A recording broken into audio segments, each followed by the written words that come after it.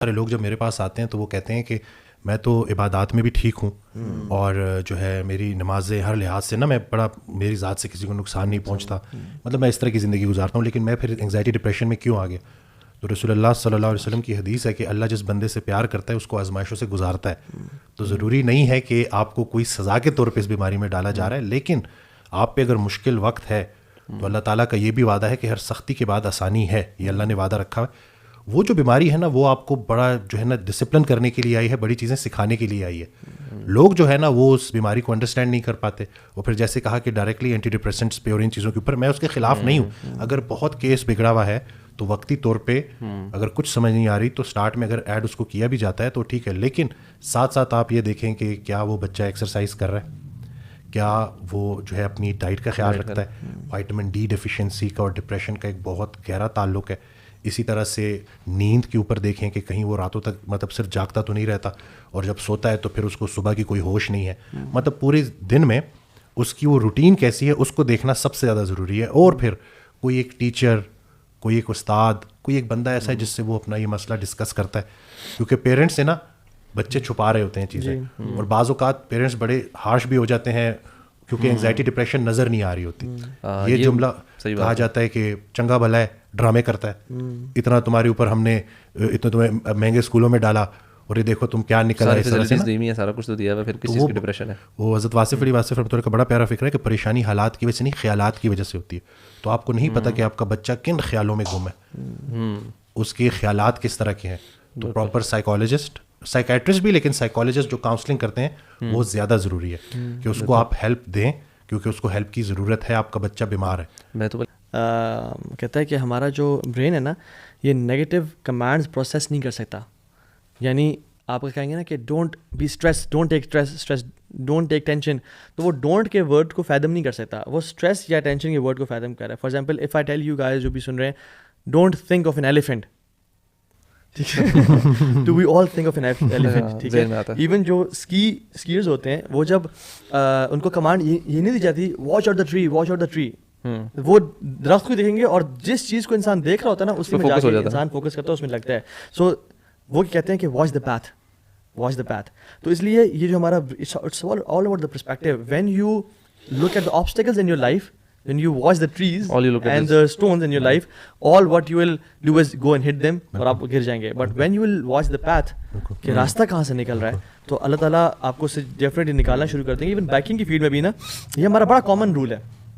جب ہم کارنرنگ کر رہے ہوتے ہیں نا, ایون ریسنگ بائکس کے لیے, یو لک ایٹ, اگر آپ آبسٹیکلز پریشانیوں کو ذہن میں دیکھ لیں کہ یار میرے کیا بنے گا, پتہ نہیں میں کر پاؤں گا نہیں کر پاؤں گا, پتہ نہیں اللہ تعالیٰ میرے معاملہ کیا کرے گا فائنینشلی, تو پھر ہو سکتا ہے وہی ہو. اور حدیث میں آتا ہے عند ظن عبدی بھی, میں اپنے بندے گمان کے مطابق جو گمان رکھ رہے ہو وہ ویسا ہی ہے. اکثر پیشنٹس آتے ہیں جب وہ کہتے ہیں نا کہ ہمیں انگزائٹی ہے, تو میں ان سے اگلا کویشچن کرتا ہوں کہ انگزائٹی اسٹارٹ کیسے ہوئی. تو وہ بات کرتے ہیں کہ محلے میں کسی کی سڈن ڈیتھ ہو گئی. تو پھر میں ان کو یہ کہتا ہوں کہ دنیا دار اچانک مرتا ہے, دیندار کی موت پوری پلاننگ سے ہوتی ہے, اس کو اللہ پہلے سے ہی نا اپنے پلان کے مطابق اپنی طرف بلاتا ہے. لوگ کیا کرتے ہیں, وہ کہتے ہیں کہ فلانا مر گیا تو اب لگتا ہے میں بھی مرنے والا ہوں. یہ فیئر ڈیولپ ہوتا ہے. اب فائٹ اینڈ فلائٹ جو ہے نا یہ ایک اللہ تعالیٰ کا بنایا ہوا نظام ہے ہمارے وجود کے اندر. مثال کے طور پہ ہم یہاں بیٹھے ہیں اور ایک دم سے شیر آ جاتا ہے تو ہم نے جان بچانے کے لیے دوڑ لگانی ہے. اب وہ جو انرجی ریکوائرڈ ہے نا وہ فائٹ اینڈ فلائٹ سے ہمیں ملے گی, کچھ ہارمونز ریلیز ہوں گے. لیکن جیسے ہی ہم بچ گئے, کسی درخت کے چھاؤں کے نیچے ہم بیٹھ گئے اور ہم ریلیکس کر رہے ہیں, اللہ کا شکر ادا کریں گے, اللہ تیرا شکر ہے تو نے شیر سے بچا لیا.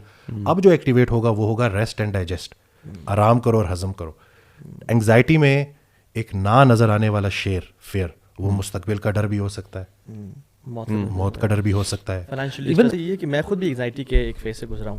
یہ ہوتا ہے کہ وین یو آر ورڈ کہ مجھے وہ دوبارہ نہ ہو جائے نا, یہ جو وری ہے نا کہ مجھے دوبارہ نہ ہو جائے, مجھے دوبارہ نہ ہو جائے, اور آپ ہر چیز نا ذہن میں کنیکشن بناتے ہو, اس وجہ سے مجھے ہوا تھا, اس وجہ سے مجھے ہوا تھا, پورے پیکیج بناتے ہیں کہ کیوں ہونے لگا, اور پھر آپ کا نا ذہن اس سے نا یعنی ایک کنیکٹیوٹی ڈیولپ کر لیتے ہیں کہ جب یہ فیز آیا تو اس میں وہی ہارٹ بیٹ تیز. وہ بندہ جو 100 سیڑھیاں چڑھ لے تو سانس نہیں چڑھتا, وہ 5 سیڑھیاں چڑھتا ہے اس کو سانس چڑھنا شروع ہو جاتا ہے. ہارٹ بیٹ اتنی تیز کہ ہر ٹائم 24/7 ہارٹ بیٹ تیز ہے. پھر ہونٹوں کا سوکھ جانا, پیاس کا لگنا, بار بار واش روم کا آنا, اور اگین یعنی لوگوں سے بات کرنے کی کانفیڈنس شیٹر ہو جانا, سیلف اسٹیم لو ہو جاتی ہے. اور یعنی الحمدللہ I am a confident person. لیکن جب میں اس فیز میں تھا نا, I never use to talk, میں چاہتا میں اکیلا رہا ہوں, گھر پہ مہمان نہ آئے, کوئی فون بجنا نا دل کی دھڑکن تیز, اوہ یہ کیا نیوز آئی ہوگی. ایسے بھی ہیں those who wake up with anxiety, یعنی the life is normal, completely fine, but when they wake up at a panic attack تو میں نہیں کہوں گا, but anxiety attack.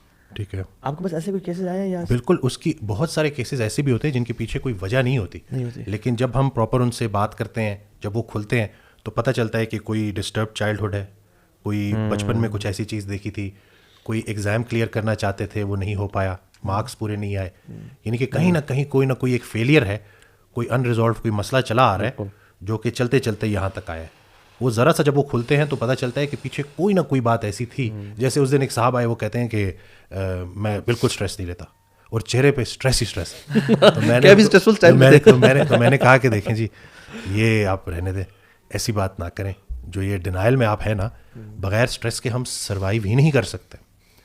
فزیولوجیکل جو انگزائٹی ہے, اگر وہ ایگزام سے پہلے نہیں ہوگی تو آپ پڑھیں گے کیسے؟ پہلے آپ ایکسیپٹ تو کریں کہ آپ کی لائف میں مسئلے چل رہے ہیں, ہر انسان کی زندگی میں پرابلمز ہوتے ہیں. بہتر انسان وہ ہے جو ان پرابلمس کو اپنے اوپر حاوی نہ ہونے دے. آپ اگر ایک چیز کو ایکسیپٹ نہیں کر رہے تو آپ نے تو پہلا اسٹیپ ہی نہیں لیا.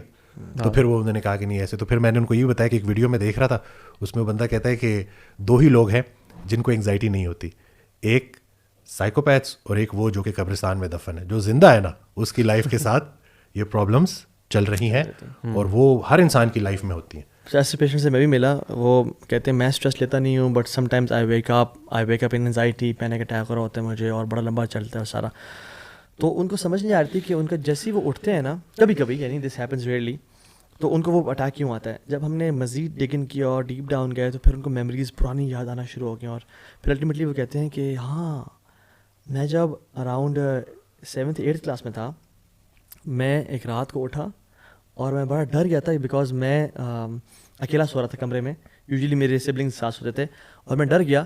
اور ڈرنے کے بعد نا, سنس میں اتنا ایک ڈس اورینٹیڈ اٹھا, نہ مجھے میرا نائٹ سوٹ مل رہا تھا, نہ مجھے کوئی گھر میں نظر آ رہا تھا, اور ڈور لاک تھا پیرنٹس کا. تو کہتے ہیں میں اتنی ٹینشن میں تھا, تو اس ٹینشن میں ہی نا میں پھر سو گیا, اور مجھے نا وہ کچھ دن تک ٹینشن رہی. اچھا جب وہ ٹریگر کیا تو پتہ چلا کہ کوئی ایسا خواب یا کوئی ایسا اسٹریس ان کو ملے نا جو وہ سیم فیلنگ ٹریگر کر دے, دین ہی ویکس اپ ان اسٹریس اینڈ انزائٹی. تو اس کا یہ ڈیفینیٹلی بریدنگ ٹیکنیکس بڑی ہیلپ کرتی ہیں. بالکل ڈیپ بریدنگ, بالکل. یہ جو میں نے کہا نا ریسٹ اینڈ ڈائجسٹ, یہ ویگس نرو کے کنٹرول میں ہے. تو ایک چیز, ویسے تو اس میں کافی سارے ٹیکنیکس ہیں. کچھ لوگ کہتے ہیں کہ ٹھنڈا پانی بھی چہرے کے اوپر زور سے مارے, اس سے بھی ریلیف ہو جاتا ہے. لیکن جو مجھے سب سے اچھی چیز لگی نا, کہ جب ہم پیریفرل ویژن کو ایکٹیویٹ کرتے ہیں, یعنی کہ ہم کوئی اللہ کی بنائی ہوئی ایک خوبصورت جگہ کے سامنے کھڑے ہیں. انگزائٹی کا پیشنٹ ہے, اس کا ٹنل ویژن ہوتا ہے نا, وہ بالکل پھنسا ہوا رہتا ہے, ہر وقت اس کے ماتھے پہ ایک پریشانی ہے, اور وہ ایک ہی جگہ کو لے کے نا, ایک ہی پوائنٹ پہ. ویژن جب آپ ایکٹیویٹ کرتے ہیں, جب آپ پوری اللہ کی کوئی خوبصورت کرا دیتی ہے, خاص طور پہ وائٹامن B12 کی ڈیفیشنسی کرا دیتی ہے. وائٹامن B12 کا نروس سسٹم کا اور ریڈ بلڈ سیلس کا کیا لنک ہے, وہ ہر کوئی دیکھ سکتا ہے آج کل. تو یعنی کہ وہ میڈیکیشنز جو نیوٹریشنل ڈیفیشنسیز بھی کرا رہی ہیں, وہ آپ لے رہے ہو, ان کے اور بھی سائڈ افیکٹس ہیں, لیکن جو صحیح تھراپی تھی وہ اس کی طرف آپ نہیں جا رہے ہو. تو اس کا مطلب ہے کہ آپ بس اس بیماری کو کھینچے جا رہے ہو. اس ایک بیماری سے کئی بیماریاں نکلنے والی ہیں. تو یہ بھی ضروری ہے کہ لوگوں کو ہم نے لائف اسٹائل ماڈیفیکیشن کی طرف لے کے آنا ہے. وہی جو ہم بات کرتے ہیں, اللہ نے ہمیں مشقت کے لیے پیدا کیا ہے. ایکسرسائز کرنے سے وہ جو ایپینیفرین اور ایپینیفرین ریلیز ہو رہی ہوتی ہے, یہ جو فائٹ اینڈ فلائٹ میں جو ہارمون, ان کو ہم یوز کر لیتے ہیں. اس سے یہ ہے کہ وہ انگزائٹی ہمارے اوپر حاوی نہیں ہوتی.